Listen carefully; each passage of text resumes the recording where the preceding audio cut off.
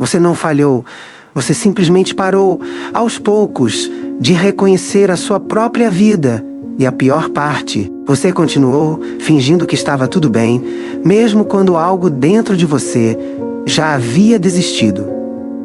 Existe um motivo para essa distância entre seus sonhos e sua realidade parecer tão grande. E não se trata de preguiça ou falta de disciplina. Esta noite, quero mostrar a vocês o que realmente está acontecendo por baixo da superfície. Você se lembra de quem você pensava que se tornaria. Não em detalhes, mas em sentimento. Existia uma versão sua que parecia mais leve, mais viva, alguém que não sentia esse peso constante no peito. E agora? Você nem sabe exatamente quando essa versão desapareceu. Você diz a si mesmo que é apenas uma fase. A vida ficou agitada, que você precisava amadurecer. Mas uma parte de você sabe que algo não mudou assim. Algo foi lentamente deixado para trás. E o que mais dói não é o fracasso, é a distância entre quem você é e quem você um dia acreditou que poderia ser.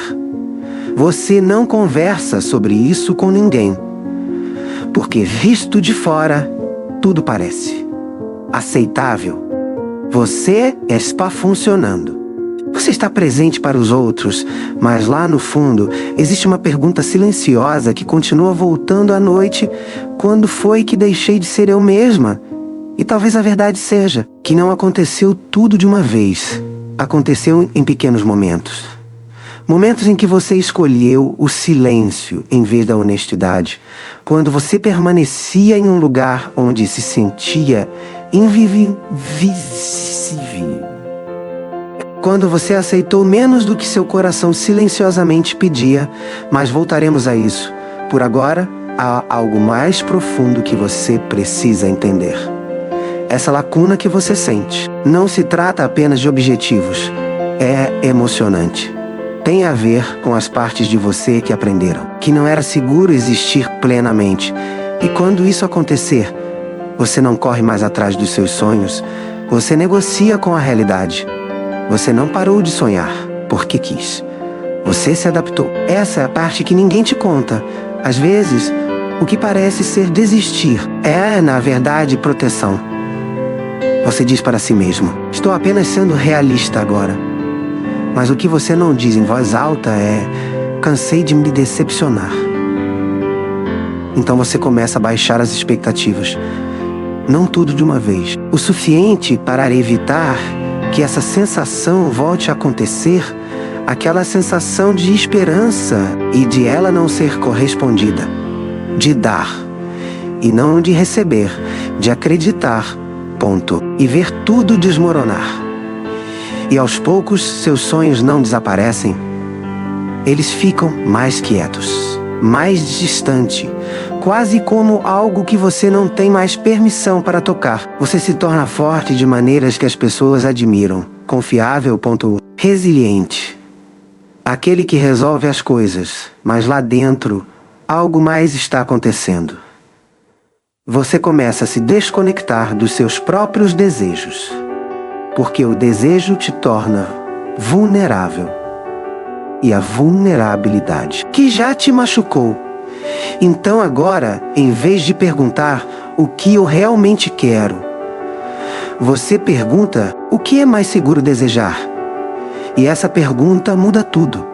Você começa a escolher caminhos que não vão te destruir. Relacionamentos que não exigem muito.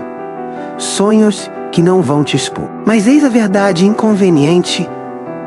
Segurança tem um preço. Porque quanto mais você se protege da dor, quanto mais você se distancia daquilo que te faz sentir vivo, e você sente isso. Naqueles momentos em que você está sozinho, quando tudo está em silêncio e não há mais nenhuma distração. Esse vazio sutil, nada dramático, simplesmente constante. Não se chama isso de tristeza. Você chama isso de normal. Mas nem sempre foi assim. E lá, no fundo, Uma parte de você ainda está esperando, aguardando permissão para sentir novamente. Desejar novamente, acreditar que talvez ainda seja possível, mas antes que você possa voltar aos seus sonhos, você precisa entender o que te levou a abandoná-los em primeiro lugar. Não começou com seus sonhos. Tudo começou com seu histórico emocional. Algo que você aprendeu cedo, sem perceber. Esse amor, atenção ou validação, nem sempre eram garantidos. Talvez você tivesse que ser o forte, aquele que compreende, aquele que não causou problemas. E aos poucos, você construiu uma versão de si mesmo que conseguia sobreviver naquele ambiente. Você se tornou alguém que não pede muito, quem não espera demais, quem não arrisca demais, por quem não arrisca demais, porque em algum lugar lá dentro existe um medo silencioso. Se eu precisar de mais, as pessoas vão embora. Então você aprendeu a precisar de menos, até mesmo da própria vida. E é aí que começa a lacuna. Não se trata de uma questão de esforço e sucesso, mas entre o seu eu verdadeiro e o seu eu adaptado. Não se diz isso em voz alta, mas às vezes você sente que está vivendo uma vida que serve para todos os outros, menos para você. E é exaustivo, porque mesmo quando as coisas estão bem, não me parecem bem, você conquista algo. E isso não te satisfaz. Você alcança um marco importante e sente um vazio. E você não entende por quê. Mas uma parte de você já sabe. É porque a versão de você que alcança essas coisas não é você por completo. É a versão que aprendeu a sobreviver, não aquela que sabe como se sentir viva. E é aqui que a coisa complica ainda mais. Às vezes, você não corre atrás dos seus sonhos não porque duvida deles, mas porque você duvida do que aconteceria se elas realmente se concretizassem. Porque se você finalmente se permitir desejar plenamente, para experimentar completamente, ter esperança plenamente, você corre o risco de sentir tudo aquilo que tem evitado. Rejeição, abandono, não ser suficiente. Então você fica no meio termo. Não estou totalmente infeliz, mas não verdadeiramente realizada. E esse entremeio se torna a sua realidade. Um lugar onde nada te destrói, mas nada realmente te toca. E talvez seja isso que mais dói. Então, o que você faz com tudo isso? Não se resolve isso da noite para o dia. Você não se torna destemido de repente.